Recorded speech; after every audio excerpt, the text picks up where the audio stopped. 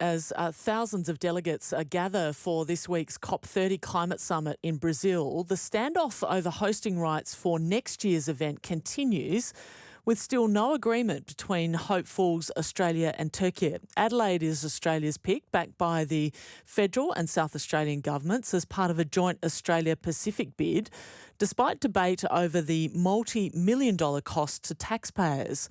But one climate expert argues the real value of hosting COP31 lies in the security and regional partnerships that it could help Australia to build. Mike Copage is the director of CoTerran, a new climate and security consultancy, and until this year he led the Australian Strategic Policy Institute's Climate and Security Policy Centre. Mike, welcome to Radio National Breakfast. Thanks for having me on, Sally. From an economic point of view, is Adelaide a good choice to host COP31 next year, given the size of the event and the tens of thousands of delegates who would fly in?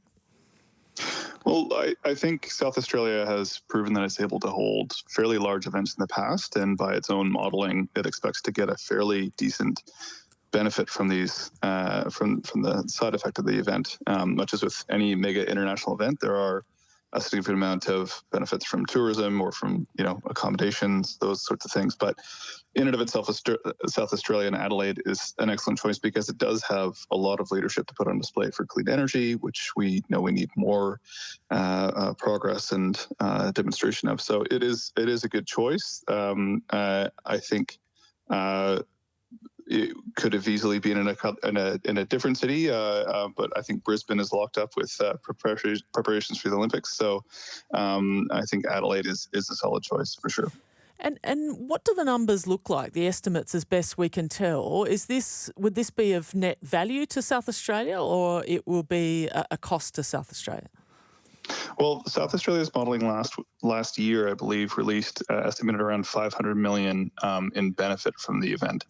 And as we saw from reporting last week, the overall cost of COP could range widely depending on the scope of what it looks like, which is very much dependent on what is, if anything, agreed with Turkey by the end of COP30, whether that includes a leaders' summit held in Turkey or also in Australia, or if the events are split in some respect beyond that. You've written that focusing only on the dollars and cents misses the wider value of hosting COP31. What else should be part of that cost-benefit equation in your view? Well, COP31 doesn't happen for Australia unless it is a co-hosted bid with the Pacific, and that means more than just, I think, having them present in the room while Australia is announcing things and driving it forward.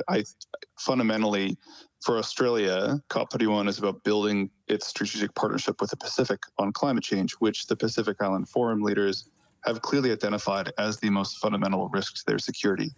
And this isn't just a question for Australia and the Pacific, it's also a question of driving action on climate in a way that grapples with the scale of the threat, as we're seeing with the super typhoons that are passing through our neighbors to the north. So by all means, making sure that COP31 is delivered at value for money at such great expense is critical for taxpayers. These events are immense, much like the Olympics in Brisbane, which will cost billions of dollars.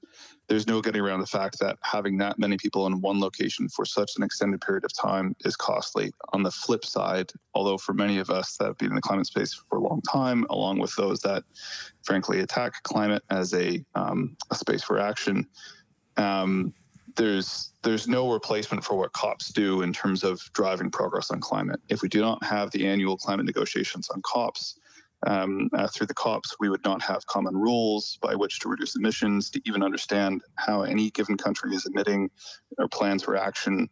There'd be no basis for this. So we would be looking at a much warmer world towards the end of the century than we already are. So there really is no replacement for COPs. Some country at some point has to step up to pay that cost to host it. The question then is, what is the real value of it? And it does, as you say, go beyond the dollars and cents. It's really about the fact that Australia is trying to be a key strategic partner to the Pacific in this context. It wants to elevate that voice to the global conversation on climate.